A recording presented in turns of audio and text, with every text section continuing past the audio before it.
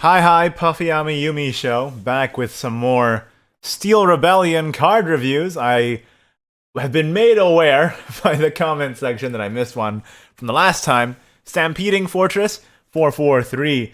Fanfare Enhance, 9. Gain +3/+3 on the ability to evolve this for 0 evolution points. Evolve, you have at least 2 Machina cards in your hand. Summon 3 Assembly Droids.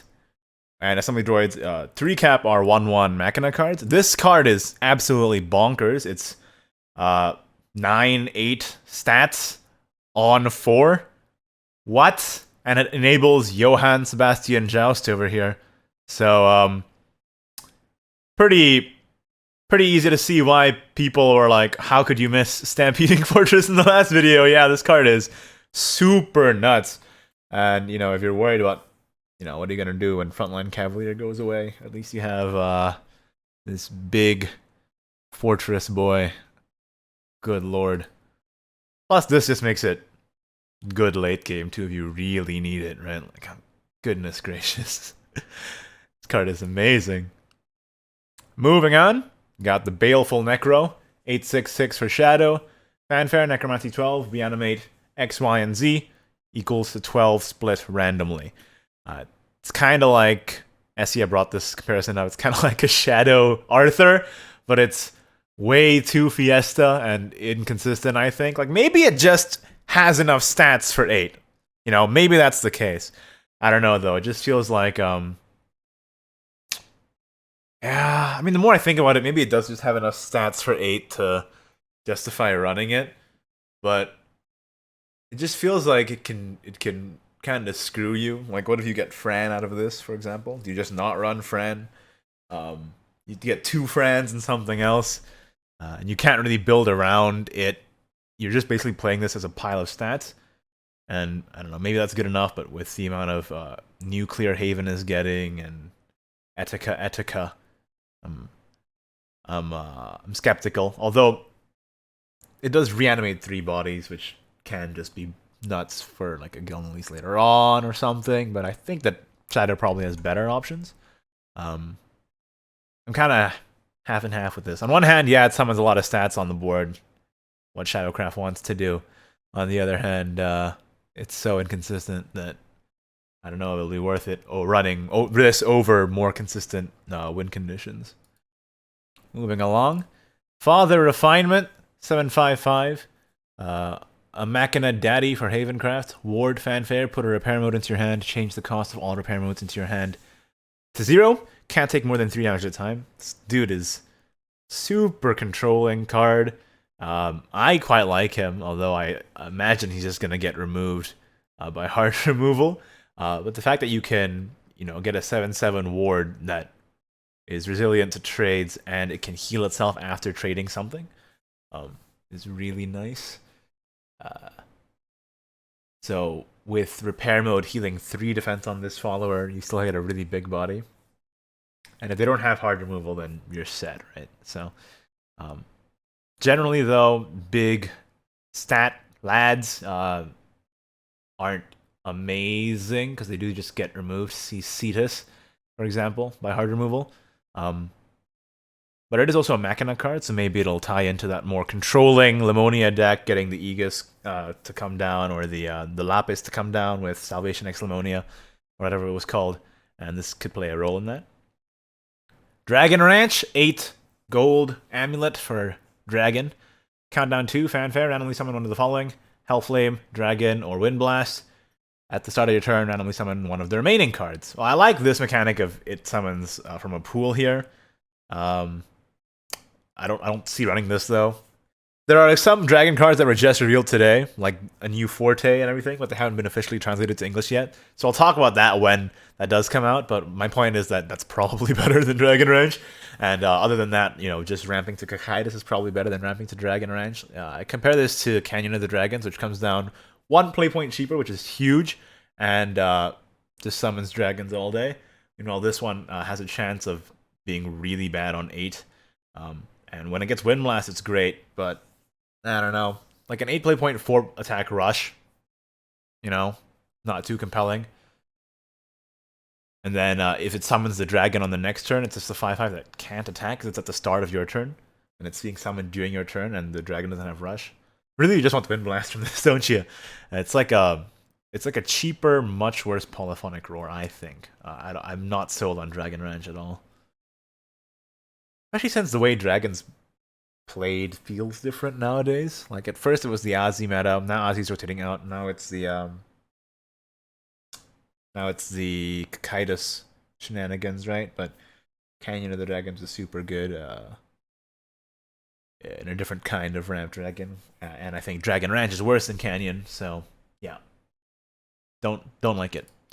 Death Guard, 1 play point Shadowcraft, gold spell. Give an allied follower the following effect: the next time damage is dealt to this follower, reduce that damage to 0. Henceforth, give all allied followers that effect instead. I mean, it's pretty annoying to give the Lyria effect to everything when you're setting up for like a Gilnolly's turn, for example. That could be pretty wild. But I don't think this is worth running in your deck, frankly. Yeah, because when it's situational, it doesn't cycle.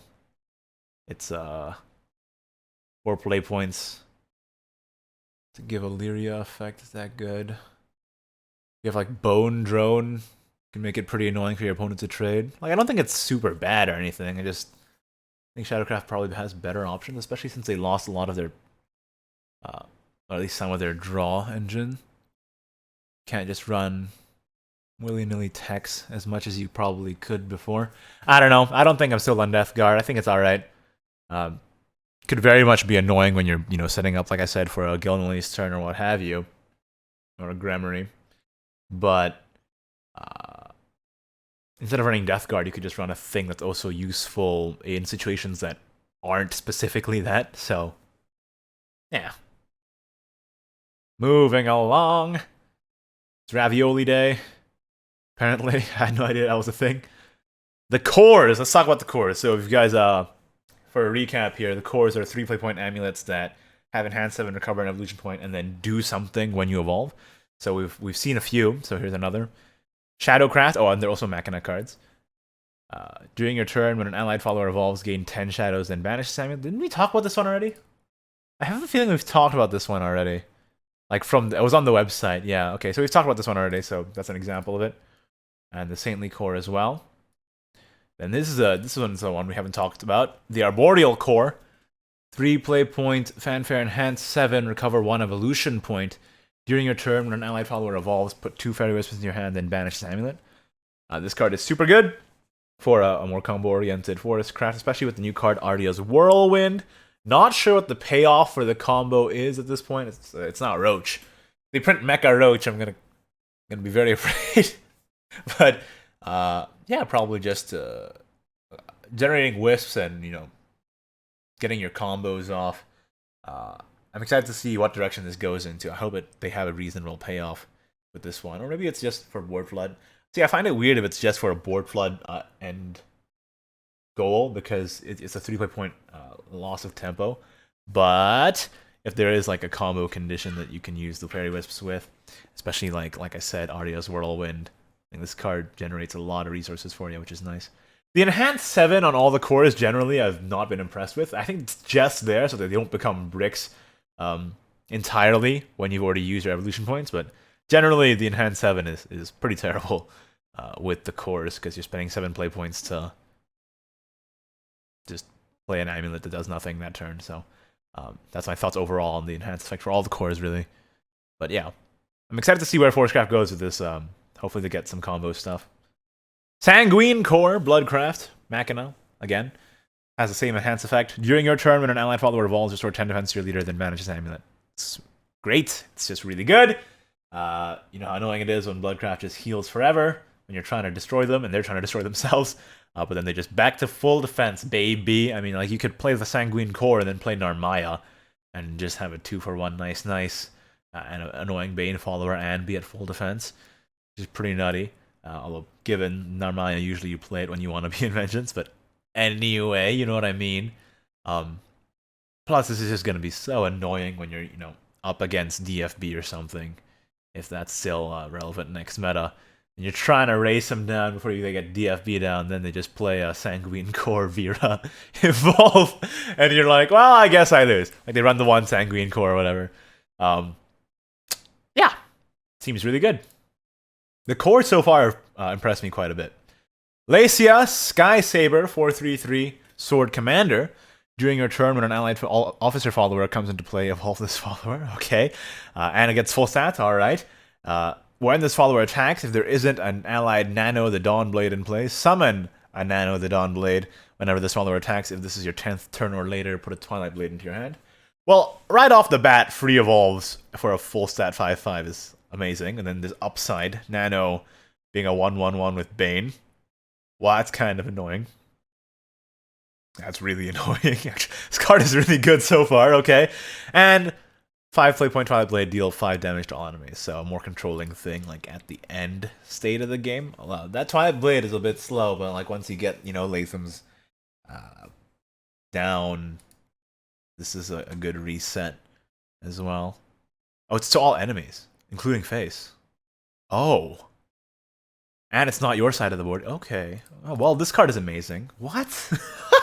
Why does Swordcraft get cards that do everything? Okay, so it evolves for free. It gives you a Bane, so it's wide board. It's full stat, and it gives you a damaging spell for additional reach in the end game. That's wild, dude. That is wild.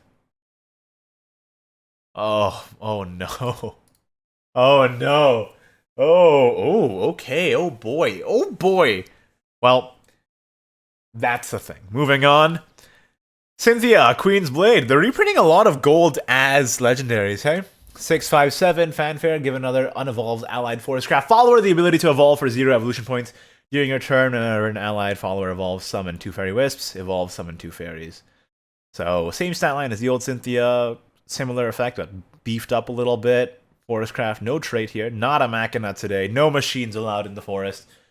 I mean, it's a 6/5/7 that lets you evolve something for free. So that's freaking awesome.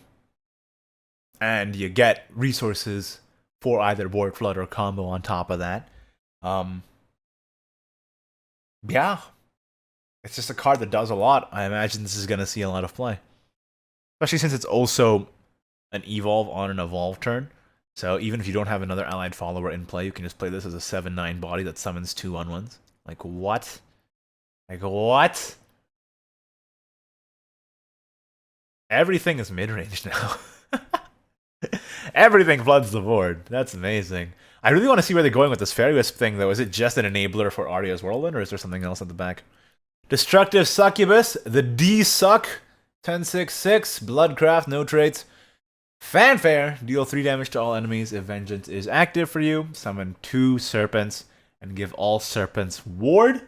During your turn, whenever an allied follower evolves, subtract 1 from the cost of this card. What is this? It's like an Azi Dahaka for blood, but instead of being Storm, it does a 3 damage AoE.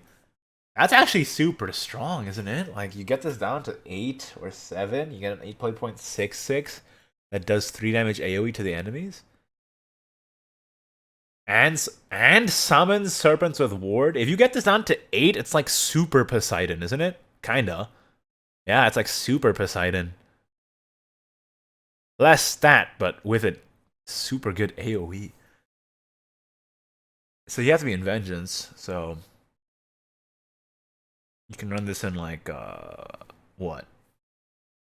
Buff, get the Blood Moon from Lycos Berserker. Man, this is scary. See, at 10, I was like, oh, that's a really good bomb at 10. And then it turns out it can cost 8 or 7. And I'm like, okay. Plus the Sanguine Core lets you recover at all points if you're really that desperate. I don't think that's going to be a huge thing, to be honest with you. But, no, I mean, this is pretty good, man. So far, I've been really impressed by all the cards in this set. Well, most of the cards in this set. They've been really powerful. Yeah. I mean, this might be, like, slow compared to Dark Feast Bat, for example, but goodness me. Is Dark Feast Bat rotating? I don't even know. Haven't checked. But yeah, this seems like a powerful card. A lot of these cards lately just do so many things at once.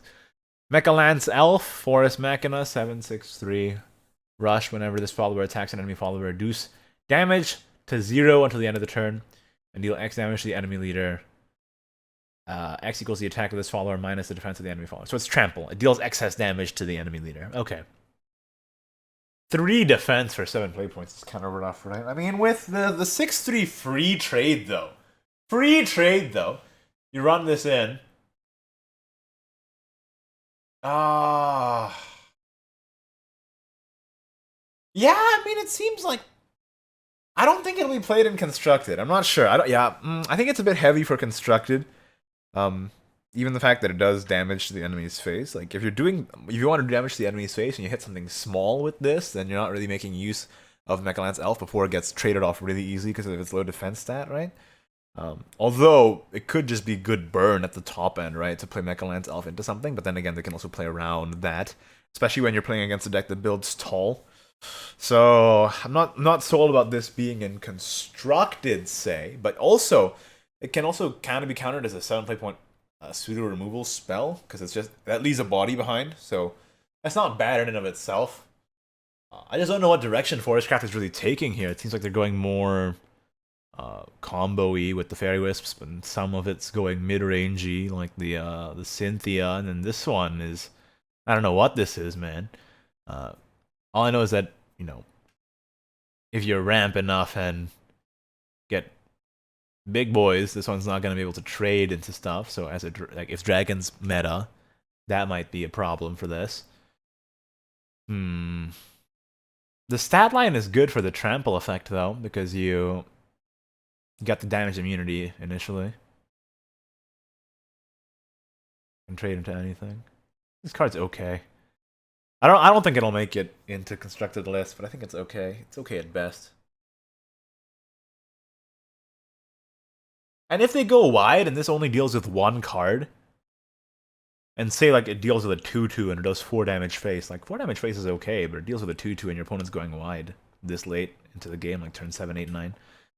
Your opponent's just gonna, you know, blow you up because they're a wide board and they're just, you know, tempoing you down. Yeah, I don't think I'm sold on this one. Yeah. And the last one for today, I believe. Presto Changeo, 2 play points.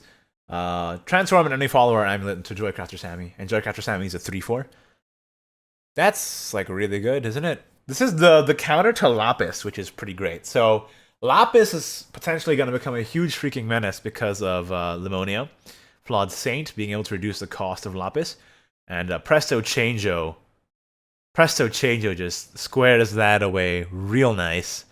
And lets you be able to deal with the resulting card with, like, a Wind Blast. And I think Runecraft, with the Runecraft core as well, that hasn't been revealed on the Twitter yet, Spellboost Runecraft is getting a lot of support alongside Presto Changeo as well. So I'd watch out for Ryo, Omen of Truth. Come next expansion, I think it might get pushed over the edge. Right now it's at like tier 2.5, and it's playable but not great. I'd be wary. Just keep an eye out on this one, because this is a really good removal spell that deals with a lot of stuff for a very small cost. I'm kind of sad because the Japanese name was 1-2 Magic, and I kind of was attached to that, but Presto Changeo kind of makes sense. I just wish they put an exclamation mark here. Keep the spirit of the card. Bonus review! Right as I ended the recording, they just released a translation of Forte, Ruler of the Skies, the new Forte card.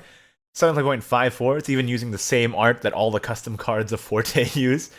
Storm, last words at the start of your next turn, give +3/+1 to a random Dragoncraft follower in your hand.